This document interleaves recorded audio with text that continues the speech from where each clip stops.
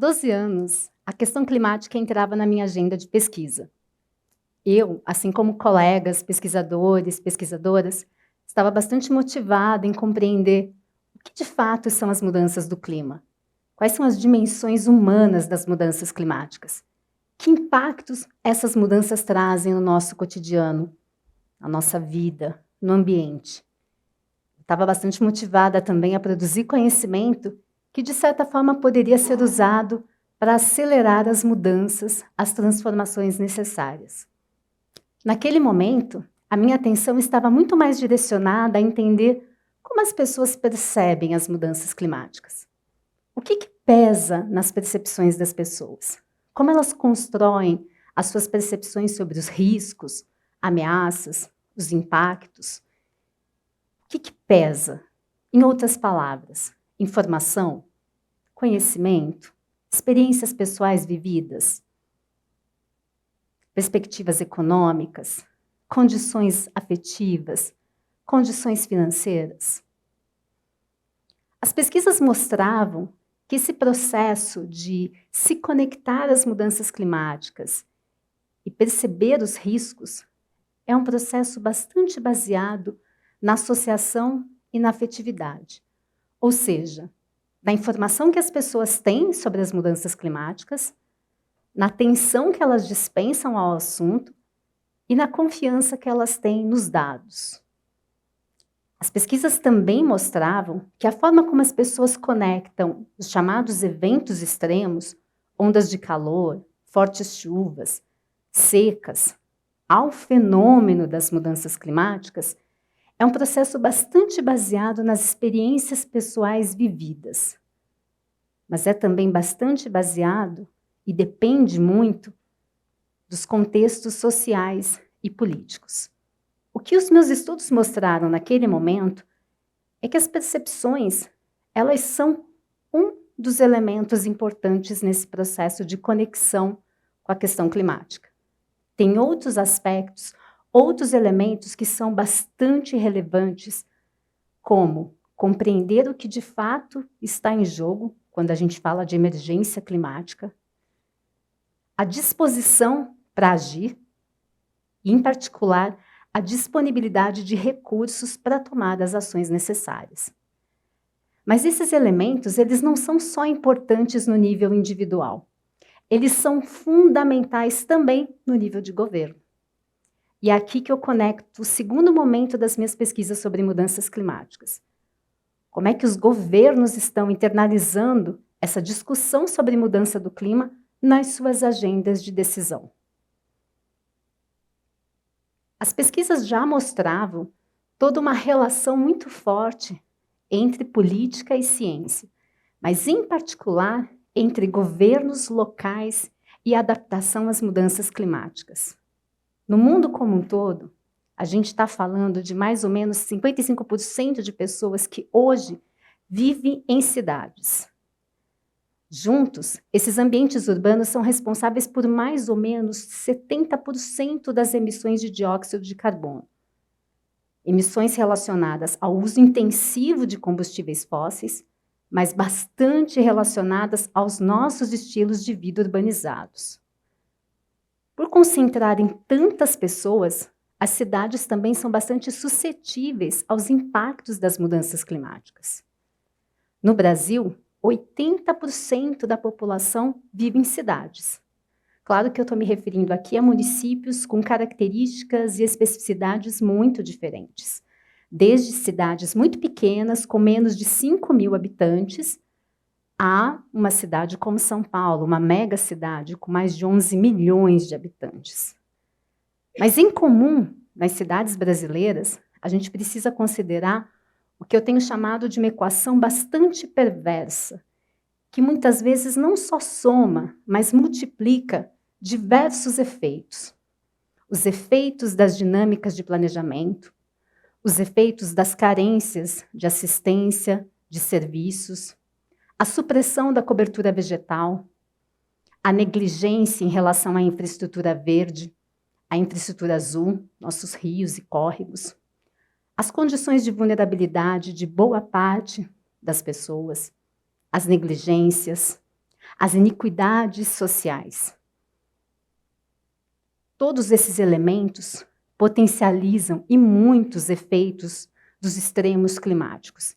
E é justamente por todas essas sobreposições que as cidades precisam urgentemente se adaptarem às mudanças climáticas.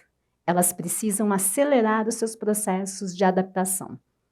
Ou seja, elas precisam fazer ajustes em diferentes setores, em diferentes departamentos, nas suas políticas, nas diretrizes, nessa perspectiva de anteciparem, anteverem quais são esses impactos relacionados às mudanças climáticas e, ao fazerem isso, reduzirem as vulnerabilidades dos seus territórios, das suas populações.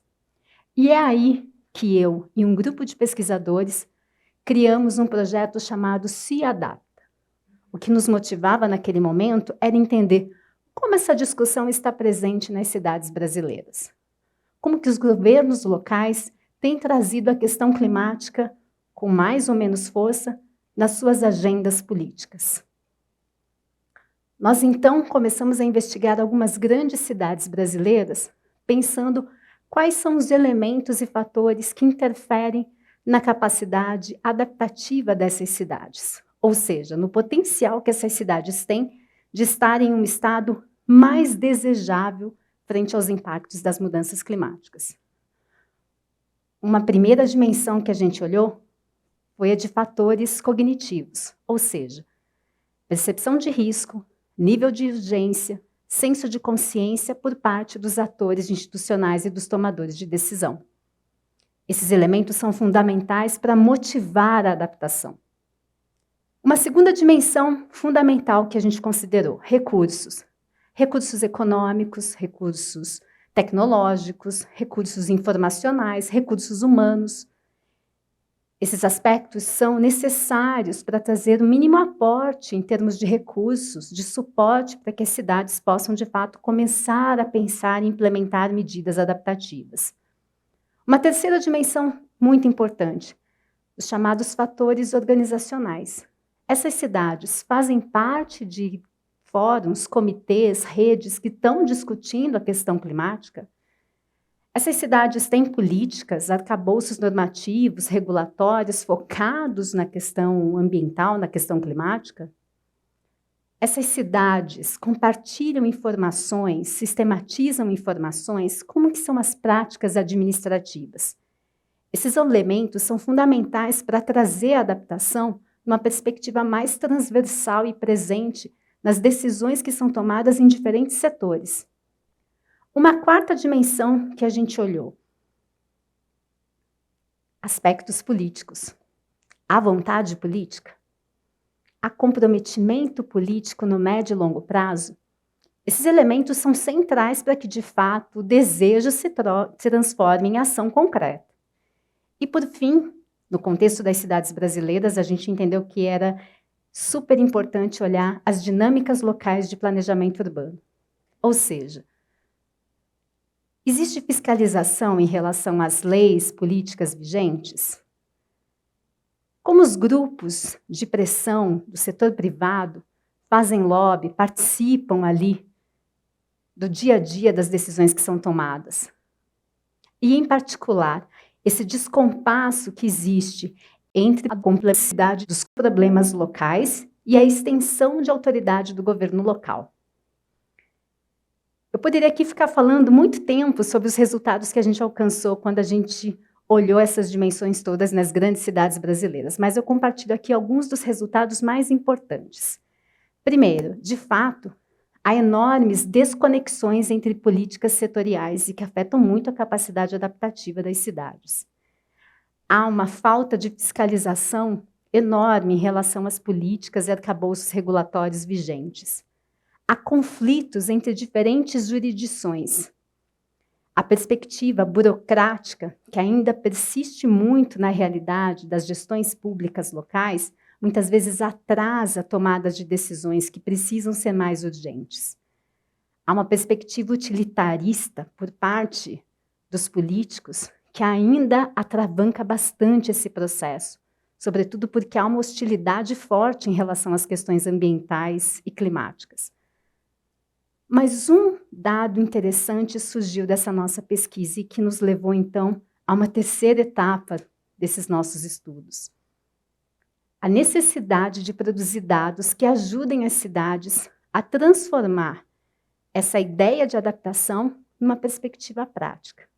Ou seja, como é que a gente pode produzir dados que facilitem com que os governos locais, com que os atores institucionais que atuam no nível das cidades brasileiras possam trazer essa agenda adaptativa mais próxima do que se discute hoje em termos de desenvolvimento sustentável, em termos de proteção ambiental, em termos de combate à pobreza. E foi aí que a gente criou um índice de adaptação urbana, que carinhosamente a gente chama de UAI, criado em terras mineiras por um colega meu. UAI, do acrônimo Urban Adaptation Index. Nesse índice, a gente tentou trazer indicadores de várias dimensões que são bastante importantes quando a gente pensa em adaptação. Indicadores de habitação, indicadores de mobilidade urbana, de produção local de alimentos, de gestão ambiental, de gestão de riscos climáticos.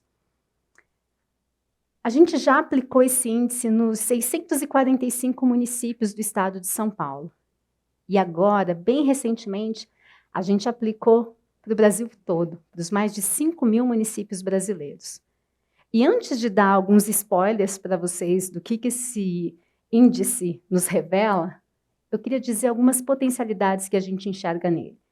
Primeiro, essa ideia de poder sistematizar informações de forma mais concreta sobre como as cidades brasileiras, de fato, podem estar ou não mais preparadas para enfrentar os desafios relacionados às mudanças climáticas. Uma segunda potencialidade que a gente enxerga é qualificar o debate sobre adaptação, que ainda é um debate muito científico. Como é que esse debate pode alcançar os governos, pode alcançar a sociedade?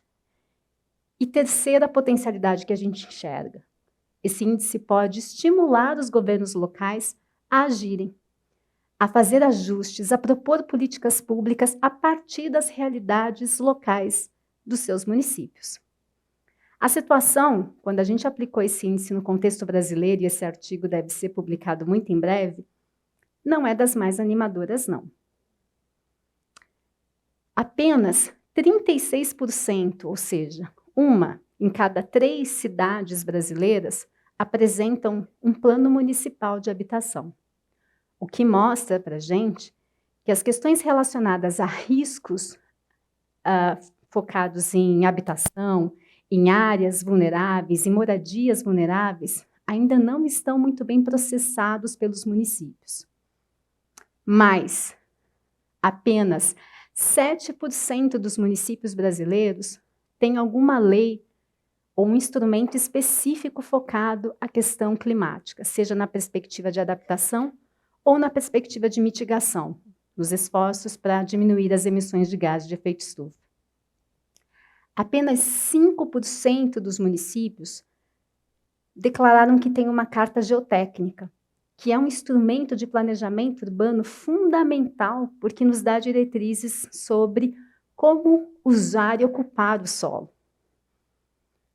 Ou seja, os municípios brasileiros, os governos locais, por mais que estejam sofrendo nos últimos anos e de forma bastante acelerada os impactos relacionados às mudanças do clima, aos extremos climáticos, ainda tem muito a avançar. O nosso papel, enquanto pesquisadores, pesquisadoras, é produzir conhecimento, é estarmos atentos ao que está acontecendo, é estarmos aqui, como estou fazendo hoje, compartilhando essas informações com vocês. Mas eu pergunto aqui, qual é o papel de vocês nessa discussão sobre emergência climática? Como é que vocês se situam diante desses números, diante desses acontecimentos recentes? Como as escolhas, as ações, as reflexões, as decisões que vocês tomam no dia a dia consideram ou não essa agenda? Obrigada.